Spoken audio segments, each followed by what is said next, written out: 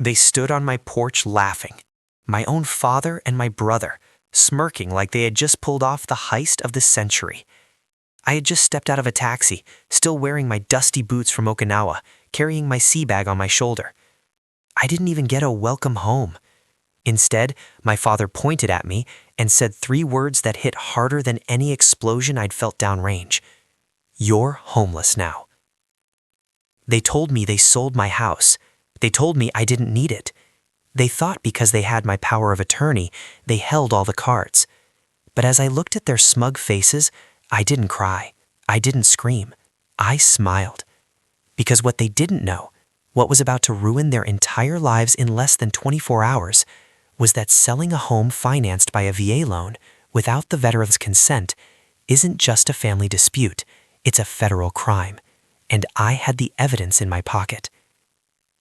Here is the story of how my family betrayed me and how the law made them pay for it. The Seattle air was cold, but the chill in my chest was colder. I stood in the driveway of the home I had bought 8 years ago, the home I had renovated with my own money, the home that was supposed to be my sanctuary. "What are you talking about?" I asked, my voice dangerously quiet. My brother, Chad, snorted into his beer can.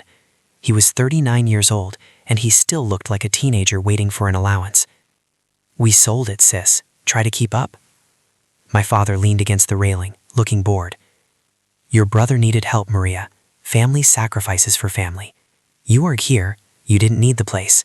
Besides," he waved his hand dismissively, "you Marines bounce around anyway. What difference does a house make?" I looked at the sold sign in the yard.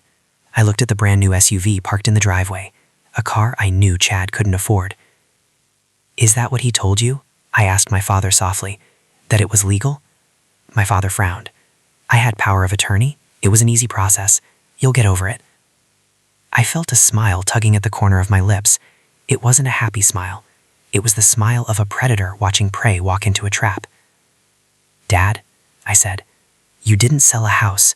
You committed fraud." Before he could answer, the front door opened. A woman I didn't know stepped out. She was blonde, wearing sweatpants, holding a coffee mug that said, "Mama needs coffee." This must be the buyer. "Who are you?" I asked. She smiled politely, sensing the tension but not understanding it. "I'm Emily, the new owner." My world tilted. It wasn't just a plan. It was done. People were living here. "Congratulations, Emily," I said, keeping my eyes locked on my father. "Did they tell you that the house you just bought isn't actually in their name to sell?" Emily blinked, confused. My father's face went pale. "Maria, don't," he warned. "Did they tell you," I continued, stepping closer, "that the paperwork you signed is invalid because this is a federally protected property?" Emily clutched her mug tighter. I don't understand. The agent, Mr. Benson, said everything was cleared." "Benson," I repeated. "Of course.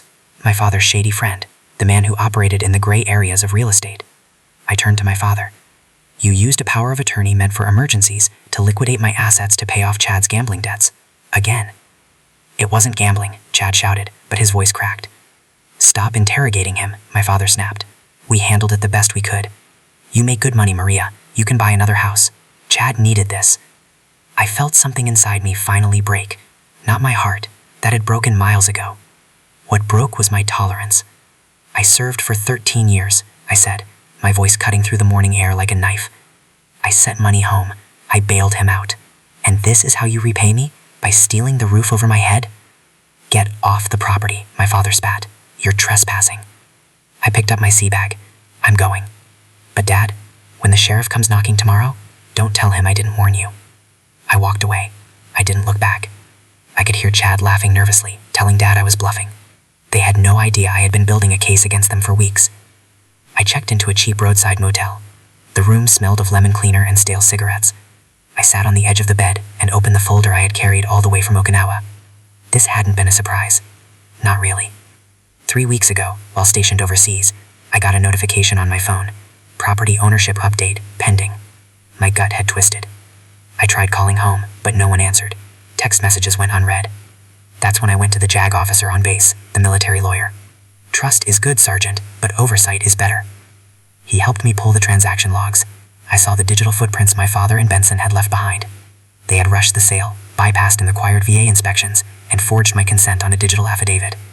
I sat in that motel room and organized the evidence. Exhibit A, the power of attorney document, which specifically excluded the sale of real estate without written addendums. Exhibit B, the emails from the county recorder showing the transfer. Exhibit C, the wire transfer records moving funds from the house sale directly into Chad's personal bank account. My phone rang. It was my father. Maria, his voice was tight. "We're done talking, Dad. You're upsetting the buyer," he said. "Emily is freaking out. She says you told her the sale was fake." "It is fake," I said. "You can't sell a house that doesn't belong to you." "I had the authority," he yelled. "You had authority to pay my bills," I corrected him. "Not to sell my future to pay for Chad's mistakes. I'm going to the sheriff in the morning." "You wouldn't dare," he hissed. "I'm your father. You put me in jail and you're dead to this family." "Dad," I whispered, tears finally stinging my eyes. "I was dead to you the moment you decided my life was worth less than Chad's debts." I hung up. I didn't sleep that night. I stared at the ceiling, mourning the family I thought I had. But I knew one thing. I wasn't the one who destroyed this family. They did. The next morning, I walked into the sheriff's department. The deputy at the front desk, an older man named Sergeant Miller, recognized me. "Lawson?" he asked, peering over his glasses. "Thought you were still overseas." "Came home to a crime scene, Miller," I said, placing the heavy folder on the counter. "I met with Lieutenant Donahue. He was a tired-looking man who had seen too many domestic disputes, but as he flipped through my file, his eyes widened. "This is thorough," he muttered. "Your father signed these?" "Yes."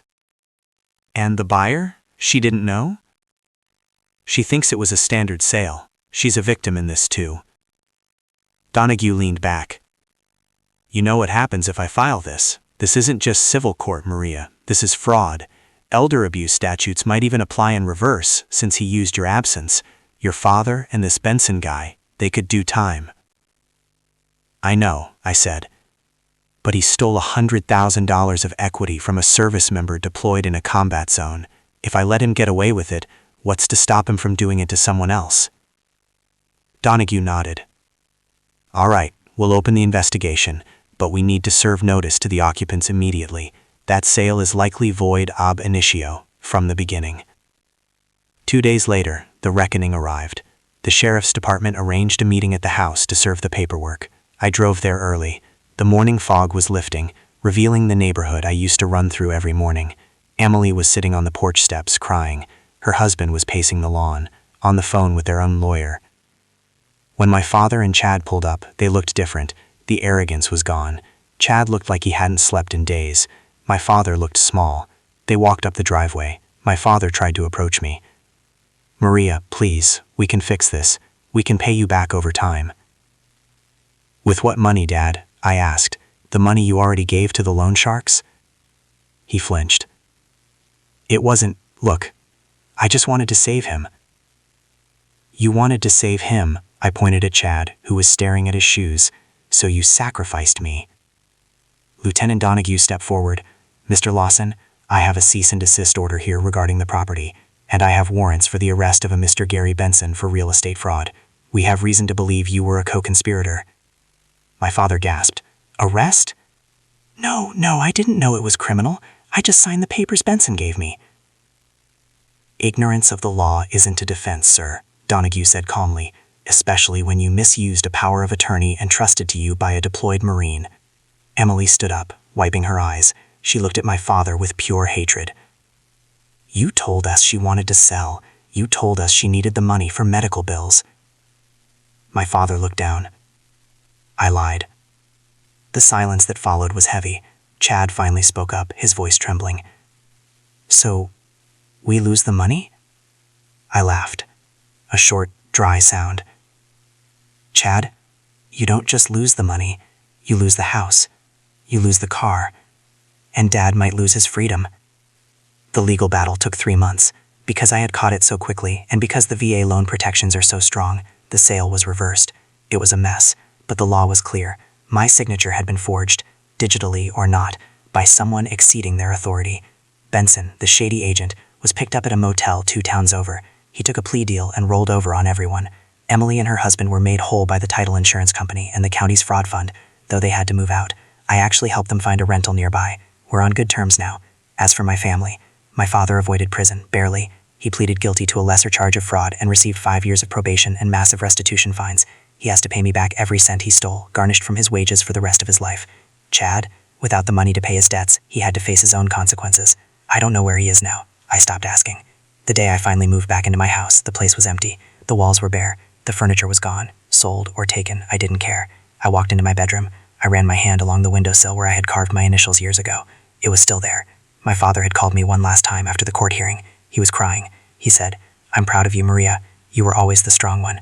I'm sorry I punished you for that." I didn't tell him I loved him. I couldn't lie. I just said, "Take care of yourself, Dad." I sat on the floor of my empty living room, listening to the silence. It wasn't a lonely silence. It was the silence of safety. The silence of ownership. They tried to take my foundation away from me because they thought I would just roll over. They thought family meant being a doormat, but they learned a hard lesson that day. You can steal a Marine's money. You can even steal her trust, but you never, ever try to steal her home, because we always fight to protect what's ours. Thank you for listening to my story. It's hard to share, but I want everyone to know. Protect yourself, even from the people you love, especially from the people you love. If you've ever had to stand up to your family to do what's right, let me know in the comments. Don't forget to like and subscribe for more stories of justice served. Stay safe out there.